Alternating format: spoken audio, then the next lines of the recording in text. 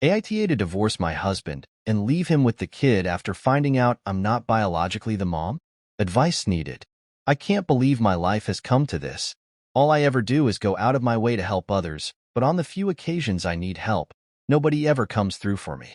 I, 36F, have been with my husband, 35M, for a total of almost 10 years, married for 7. We had what I thought was my child by surrogate over 2 years ago because after 4 years of trying to conceive with no success despite medical interventions, it turns out I am unable to carry a child to term. I had always wanted to be a mom. Devastated is an understatement regarding how I felt when I found out I have a medical condition that would make it nearly impossible to carry a baby to term. It was even more upsetting when I had to get a major surgery to remove uterine growths with the hope to increase fertility, and complications during surgery warranted a partial hysterectomy involving removal of my uterus only. I still had my ovaries, so we started looking into cost of a surrogate. It is really expensive. My close friend since college, who'd already had 2 kids of her own, offered to serve as the surrogate for us to cut down on costs. After 2 disappointing IVF sessions that did not result in pregnancy, she became pregnant on the 3rd try and carried a boy to term for us. I was so happy and busy after the birth, between being a mom and returning to work after a 4-week parental leave, so I didn't notice any warning signs. I should have noticed the red flags and warning signs early on, but did not because I was so exhausted from working so much at my stressful job and 2 part-time jobs to cover most of the bills and anticipated medical and legal costs associated with this friend becoming our surrogate. I was the primary breadwinner. My friend and my husband started talking more, and I would sometimes come home from my weekend job to find her already hanging out at our house when my husband was there. I chalked it up as innocuous, and it's good for her to know my husband better since she was in the process of hopefully carrying our child for us. I was grateful to have someone helping us have a child. I also thought it weird that our son has brown eyes when both of us have blue. Then I found out that while this is uncommon, it's possible sometimes due to many genes controlling eye color. Recently, it all came to a head when I took our son to a doctor's appointment, and they did metabolic panel and blood tests, which showed that he had a blood type that is not biologically possible to have with me as his mother. He's B+, I'm A+, husband is O+.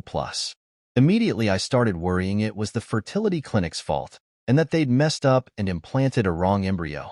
I started lining up lawyer consultations to possibly sue the clinic and looked into having a DNA parentage test done. The test results showed that I'm not the mother, but my husband still is the father. I was heartbroken and angrier than ever, talked to lawyers about medical malpractice in the fertility clinic we'd used. Then my husband confessed that he'd slept with my friend, our surrogate, on a few different occasions during our struggle to have her get pregnant with our embryos. This means what I thought was our son conceived by IVF and carried with a surrogate isn't my son at all, and was in fact conceived the old-fashioned way, which I can't ever do. Livid and absolutely broken at the same time doesn't even begin to describe how I feel. I have been breaking down into crying spells over and over again about this. He claims he didn't ever think pregnancy could result because he pulled out, and he had always assumed that he was the reason for our earlier struggles to conceive. Both before my hysterectomy and during the IVF insemination process with this friend, I felt an immediate triple betrayal. From what was supposed to be my husband, my friend, and now knowing my child isn't even really mine. I had such white-hot rage and delirium. I immediately left home and stayed at a hotel for almost a week before asking my parents to let me stay at home for a while. I admit I left our son with him. I am now filing divorce because he cheated and betrayed me in the worst possible way. I have also cut off my friendship with my friend, the surrogate, and feel afraid to trust anyone else now. I have seen a divorce lawyer to see about giving up my legal rights to this kid, so I don't have to face such betrayal or owe child support.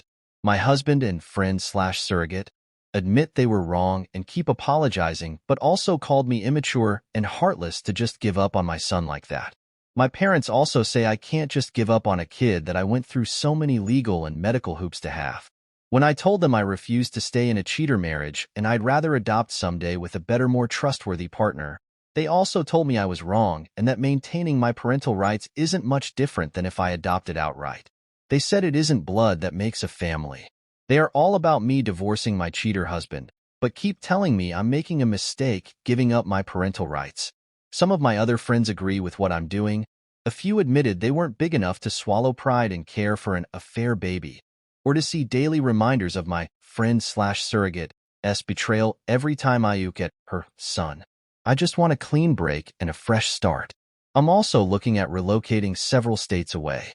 AITA to give up my parental rights in the divorce because a kid I paid a lot of money to have born by surrogacy isn't biologically mine at all, but the surrogate's. TLDR. I recently found out that a son that my husband and I had born to a surrogate, since I'm infertile, is biologically my husband's kid, but not mine. My husband confessed that he slept with my friend, who served as surrogate, during the long IVF process, so the kid is actually conceived of an affair between my husband and friend/surrogate. I am filing for divorce and looking to give up my parental rights so I can move away and get a clean break from the whole situation without having to owe child support for a kid that's not mine. Some friends agree with my plan, but my husband and parents think I'm in the wrong to just cut off a kid I raised for 2 years.